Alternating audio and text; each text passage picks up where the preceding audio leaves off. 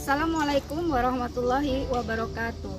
Perkenalkan, nama saya Siti Aminah, mahasiswa PPG dalam jabatan Angkatan 3 tahun 2022, Universitas Muhammadiyah Malang.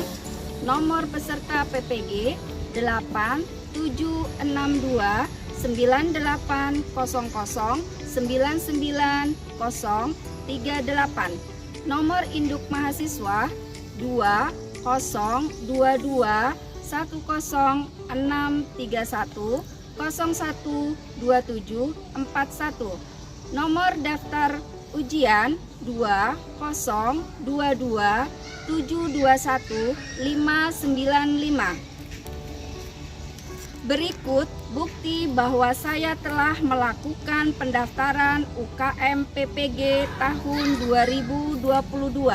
Hari ini, Selasa 13 Desember 2022, saya melaksanakan praktik pembelajaran kelas 11, materi Sistem Pencernaan Manusia, submateri Struktur Organ Pencernaan Manusia dan Fungsinya. Assalamualaikum warahmatullahi wabarakatuh.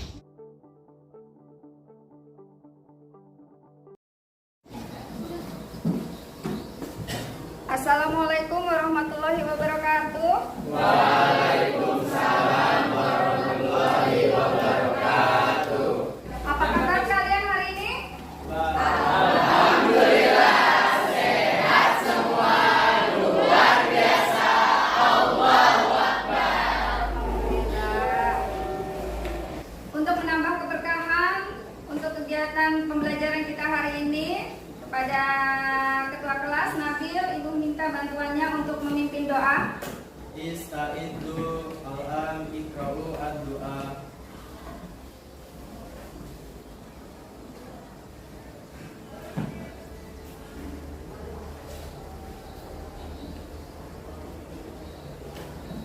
Berdoa selesai.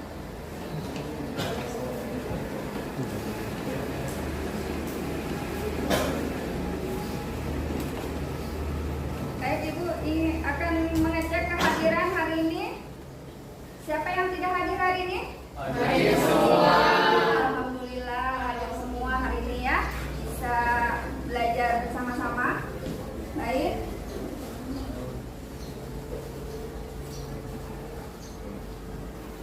Sebelum kita mulai, ibu akan mengecek keadaan kelas kalian dulu. Kalian lihat di sekitar kalian, apakah ada sampah? Kalau ada sampah, mohon bantuannya untuk diambil dan dibuang ke tempatnya. Sudah bersih semuanya? Alhamdulillah, terima kasih atas kerjasamanya. Baik, kelas sudah bersih. Sekarang ibu akan mengecek kerapian kalian. Pastikan kalian sudah rapi atau belum? Yang belum rapi, silakan dirapikan. Kelas sudah bersih, kalian sudah rapi, berarti siap untuk belajar. Oke. Sekarang siapkan perlengkapan buku paketnya, alat tulis dan laptop yang digunakan untuk kegiatan belajar.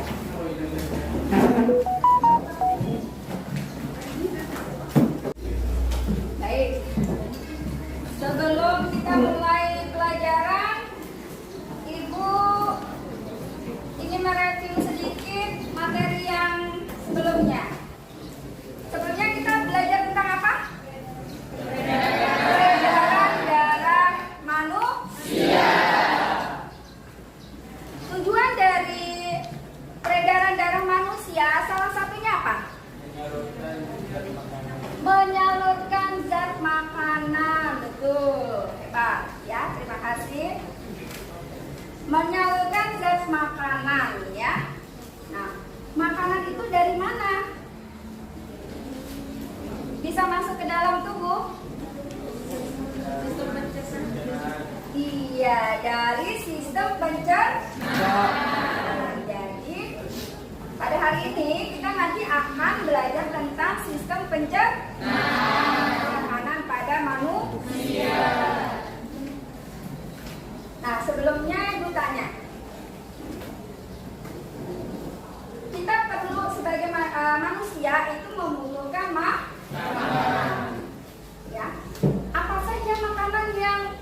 kita butuhkan, yang kita makan itu mengandung apa saja makanan yang kita makan itu? Karbohidrat, protein, lemak, mineral, vitamin, air, ya. Itu makanan yang kita makan. Nah, dari makanan yang kita makan itu, kegunaannya untuk tubuh kita itu apa sih? Kita makan itu apa? Untuk mendapatkan energi. Ya, baik. Untuk mendapatkan energi. Bagaimana kalau seandainya kita tidak makan? Misalnya, biasanya ya kalau kita bangun pagi ya, apa yang kalian rasakan kalau bangun pagi itu? Lapar ya, lesu ya. Nah, ketika kalian pagi-pagi ya, kemudian tidak sempat sarapan, langsung berangkat sekolah, apa yang akan kalian rasakan? Coba angkat tangannya, siapa yang bisa? Angkat tangannya dulu, coba. Apa yang akan kalian rasakan kalau kalian ya stabil? Badan akan jadi terasa lemas dan lesu. Badan akan terasa lemas dan lesu. Akibatnya kalau badan terasa lemas dan lesu, akibatnya apa? Angkat tangannya, siapa yang bisa jawab? Siapa? Susah belajar tuh, jadi nggak fokus. Tidak fokus, susah belajar ya. Berarti kita perlu sarapan dulu sebelum berangkat ke sekolah. Karena tubuh kita perlu energi. Ya. Dari makanan yang kita makan tadi ada karbohidrat, makan yang mengandung karbohidrat, kemudian protein, ya, kemudian lemak, kemudian apa lagi? Vitamin, mineral, dan air, ya. Apakah itu tiba-tiba langsung digunakan oleh tubuh kita menghasilkan energi atau diolah dulu? Diolah dulu atau dicerna. Kira-kira menurut kalian organ-organ apa saja sih yang mencerna makanan yang kita makan itu? Mulut, Rika, lambung, siapa lagi? Rehan, kerongkongan, Sabil, usus halus, Atta, usus besar. Ada lagi yang belum? Fadila, pankreas. Pankreas itu apa? Pankreas. Pankreas itu apa? Nah, itu yang nanti akan kita pelajari. Jadi pada hari ini kita akan mempelajari struktur organ pencernaan manusia dan fungsinya. Ya, jadi pada hari ini kita akan belajar tentang sistem pencernaan manusia ya. Submaterinya adalah tentang struktur organ pencernaan dan fungsinya.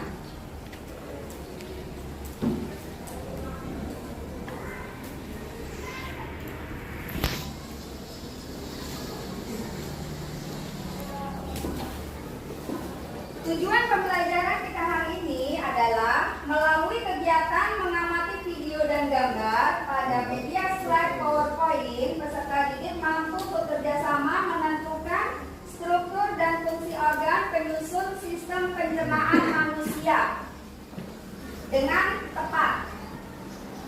Yang kedua, melalui kegiatan mengkaji literatur berupa modul pembelajaran dan buku paket, peserta didik mampu berkolaborasi menganalisis fungsi enzim dalam organ sistem pencernaan manusia dengan baik. Yang ketiga, setelah peserta didik mengkaji literatur berupa modul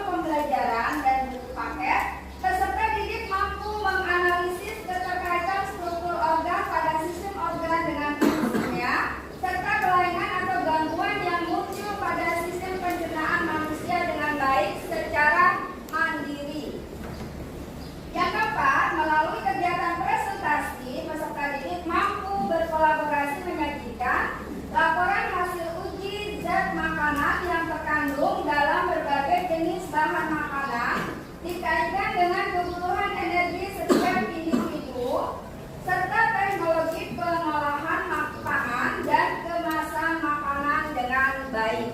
Ya, itu tujuan pembelajaran pada kegiatan pembelajaran hari ini.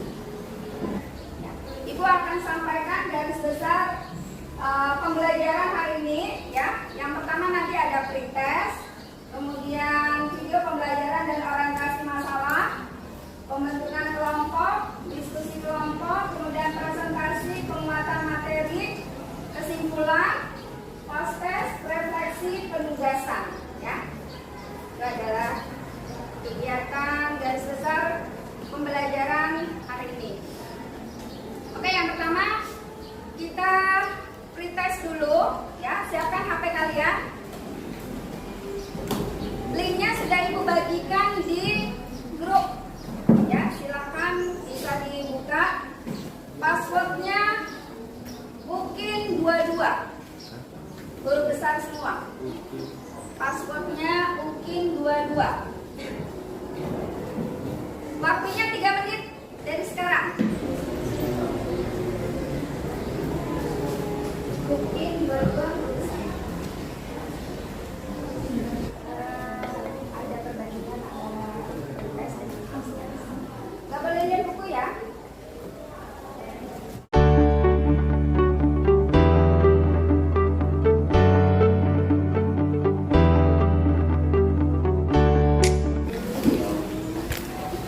Naila dapat 20. Ya. Berarti kata itulah kita akan belajar ya, supaya kita bisa memahami materi tentang sistem pencernaan manusia. Baik, kita lanjutkan ya. Sekarang kalian amati video berikut ini.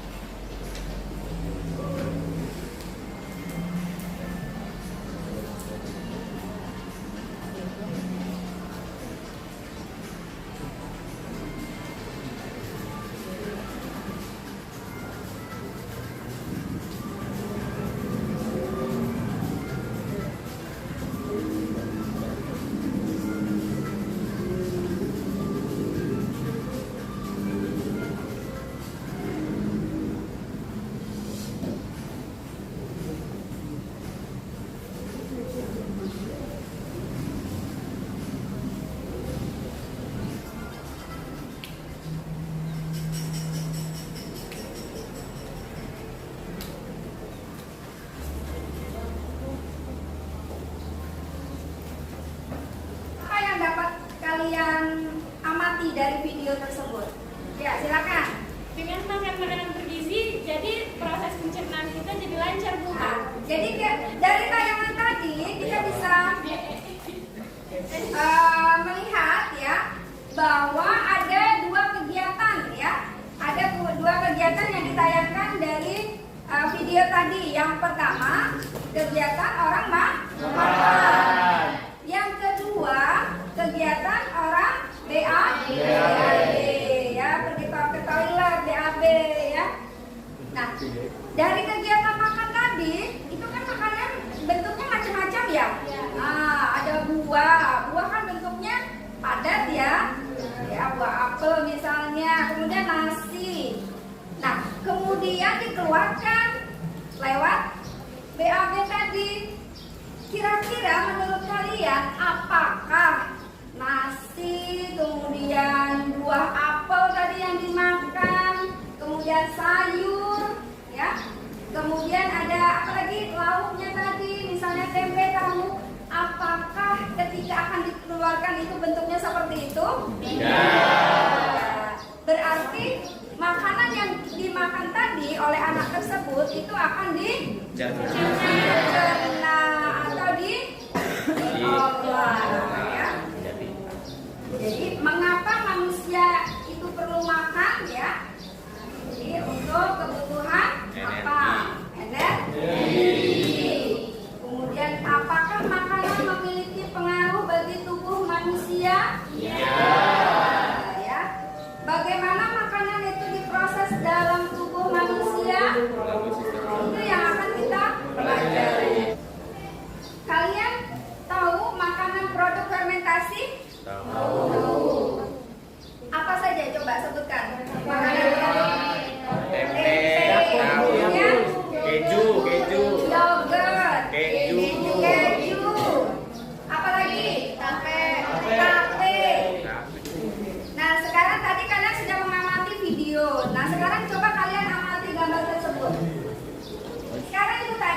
Produk makanan fermentasi tersebut, apakah dia langsung bahannya wujudnya seperti itu atau sebelumnya beda bentuknya? Beda.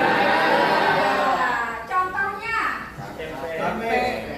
tape bahan dasarnya sebelumnya apa bentuknya? Singkong. Kemudian difermentasi. Yang merubah singkong jadi tape itu siapa? Ragi, ya. Jadi ada yang berperan untuk merubah, berarti menguraikan atau mencerna menjadi satu bentuk yang lain, ya, menjadi satu bentuk yang berbeda. Nah, begitu juga makanan yang masuk ke dalam tubuh manusia, ya. Jadi itu akan dicerna dahulu menjadi bentuk yang berbeda dan memang dibutuhkan oleh tubuh kita. Baik, sebelum kita masuk ke pembahasan, ya, kita akan bentuk kelompok dulu, ya. Bentuk kelompok dulu. Nama-nama yang sudah Ibu bagi kemarin, ya, kelompok kalian sudah bergabung di kelompok yang sudah Ibu bagi, ya. Nah, sekarang Ibu akan membagikan LKPD. Kelompok 1, ambil LKPD-nya.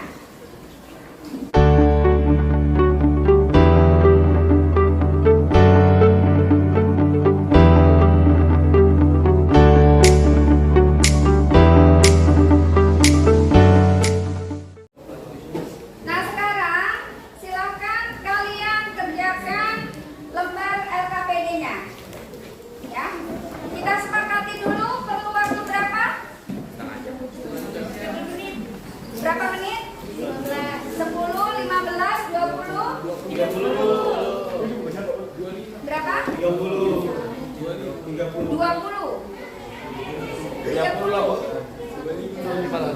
25. Oke, kita sepakati waktunya 25 menit dari sekarang, ya. Silakan dikerjakan. Kalian bisa menggunakan laptop, ya, ataupun HP untuk browsing di internet.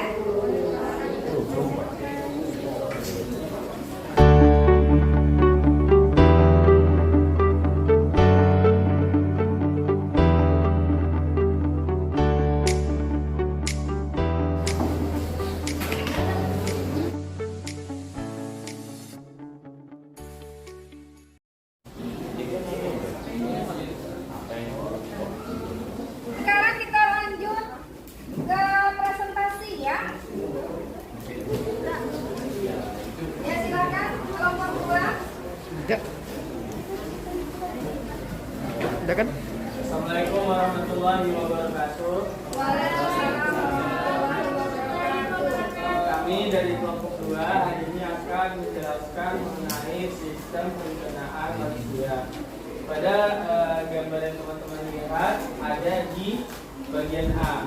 Ya, jadi bagian A ini adalah sistem pencernaan, salah satu organnya adalah rongga mulut. Nah, jadi pada rongga mulut ini terjadi sistem pencernaan, mekanisme dan juga kimiawi. Pencernaan mekanisme dilakukan oleh gigi yang akan menghancurkan atau melumatkan makanan-makanan yang akan dimasukkan ke dalam tubuh. Lalu makanan-makanan yang telah dilumatkan itu akan terjadi proses kimiawi, yaitu proses yang melibatkan enzim-enzim, salah satunya adalah putialin yang mengubah amilo menjadi glukosa. Lalu bagian B itu ada esofagus atau kerongkongan. Nah, jadi pada bagian esofagus ini untuk sebagai saluran penghubung antara rongga mulut dengan lambung. Nah, jadi itu. Terus pada bagian kerongkongan ini terjadi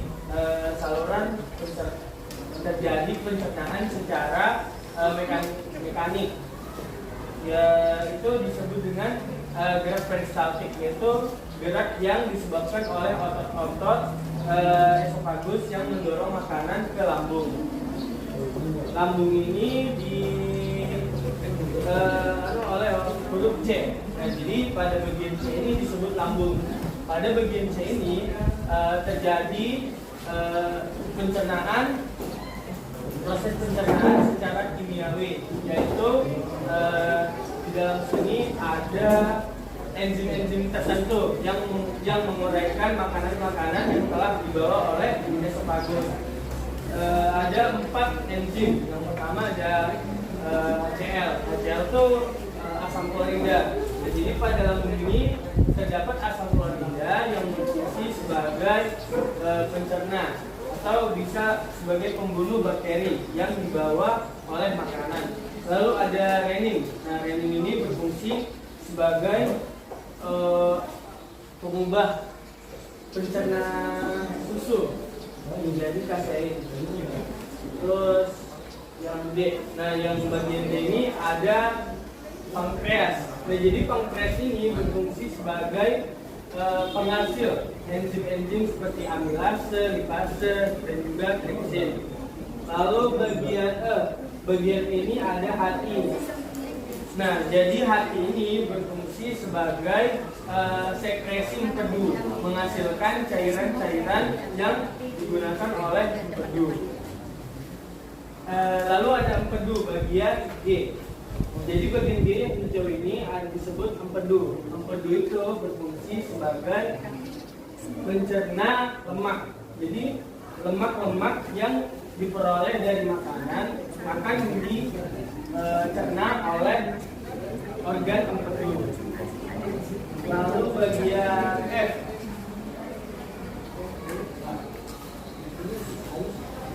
F usus halus ini. Iya, tapi usus halusan ada 3 bagian ya.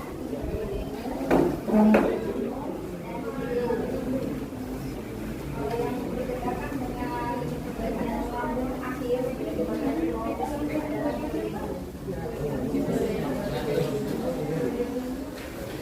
lalu bagian F ini ada usus halus.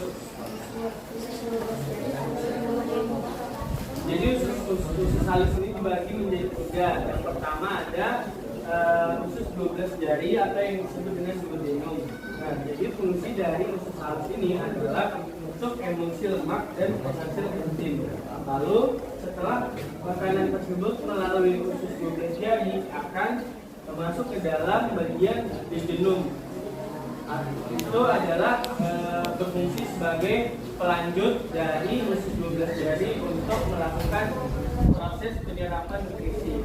Nah, lalu setelah masuk ke duodenum akan masuk ke ileum. Ileum ini akan sama juga fungsinya sebagai penyerapan nutrisi.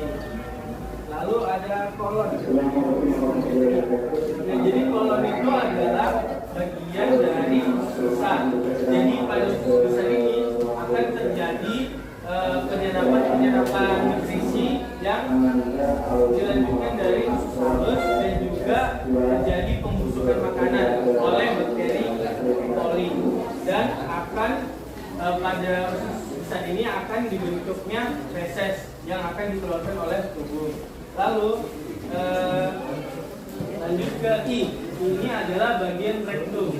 Nah, jadi pada bagian rektum ini berfungsi sebagai tempat penyimpan feses sementara. Jadi feses yang belum dikeluarkan oleh tubuh akan tersimpan di bagian rektum.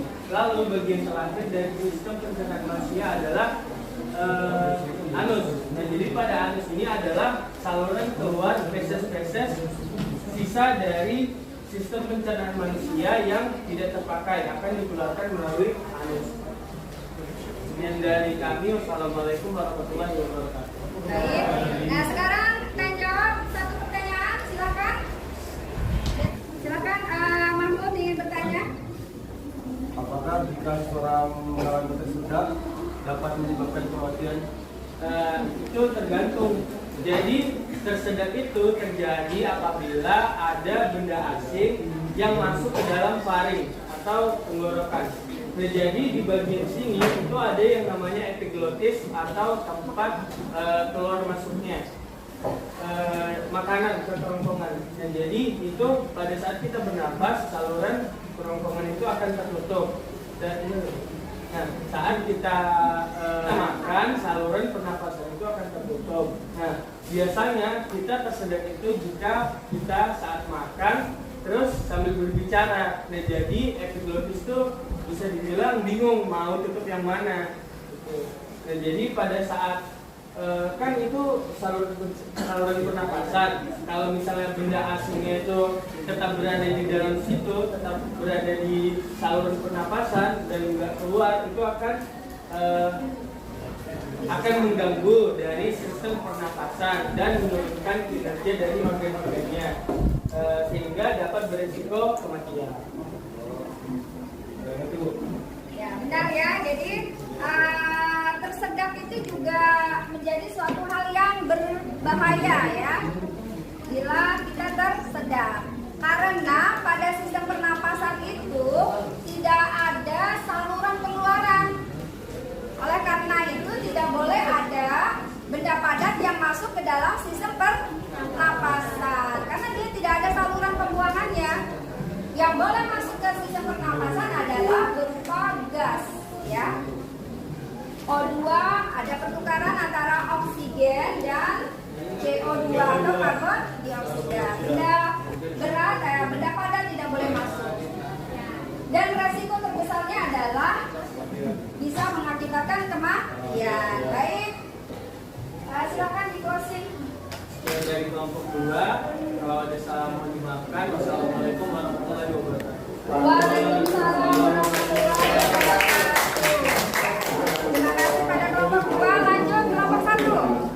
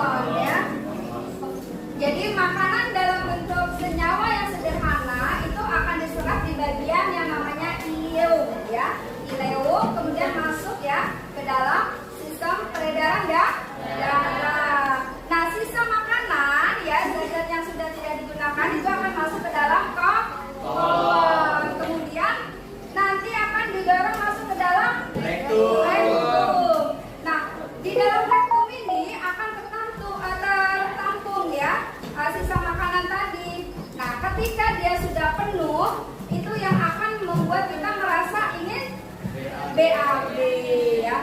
Nah, setelah penuh maka dia akan dikeluarkan lewat anus ya. Nah, itu akan memberikan penguatan materi dulu.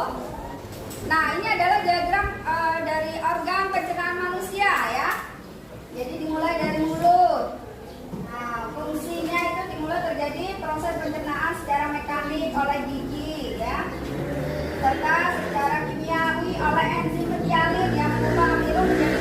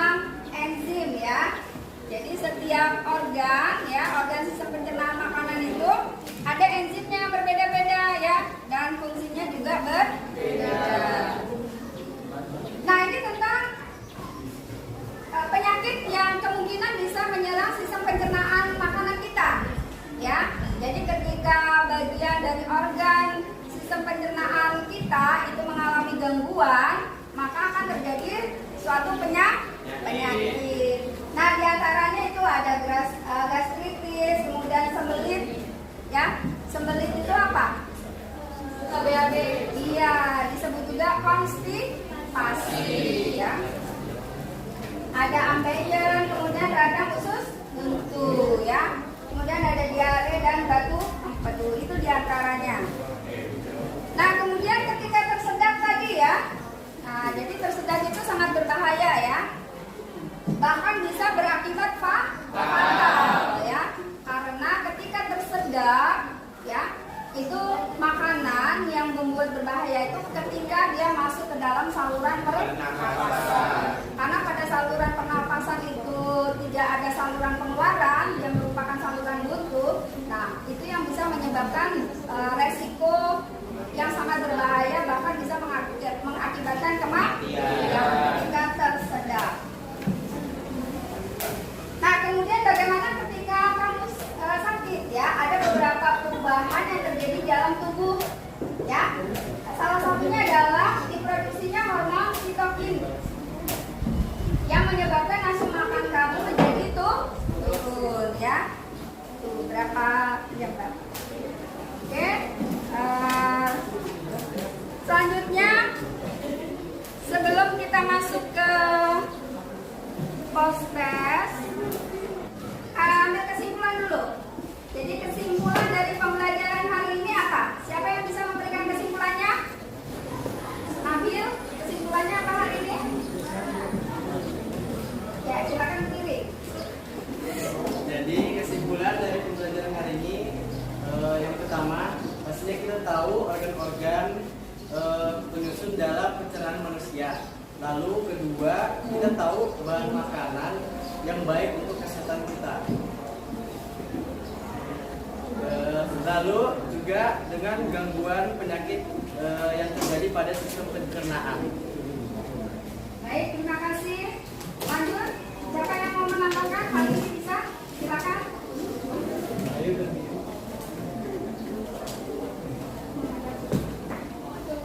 Jadi kesimpulan yang bisa saya dapatkan adalah yang pertama pasti penyusun dari sistem pencernaan manusia maupun organ ataupun fungsinya. Lalu ya gangguan-gangguan dan akibat kalau misal kita tidak menjaga organ-organ dari sistem pencernaan manusia itu. Sekian. Ya. Terima kasih.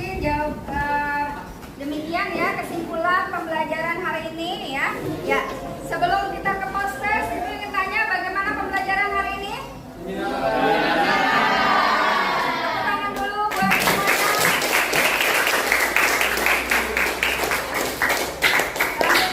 Selanjutnya kita post test dulu ya. Silakan dikerjakan di kertas yang tadi ya, ditulis post test. Jawabannya langsung jawabannya saja.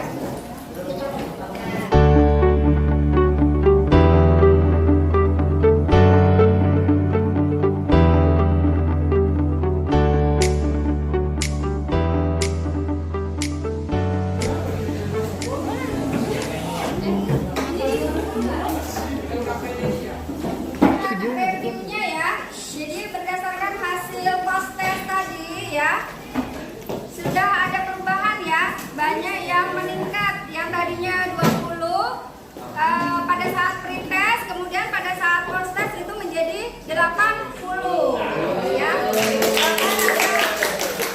Ada yang dapat 100 ya.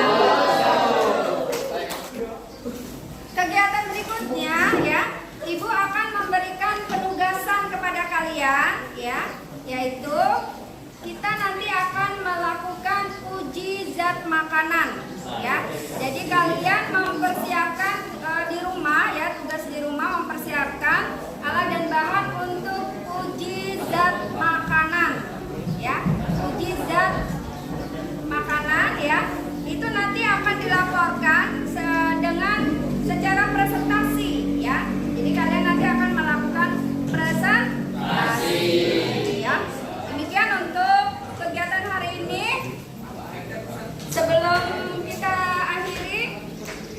ketua kelas.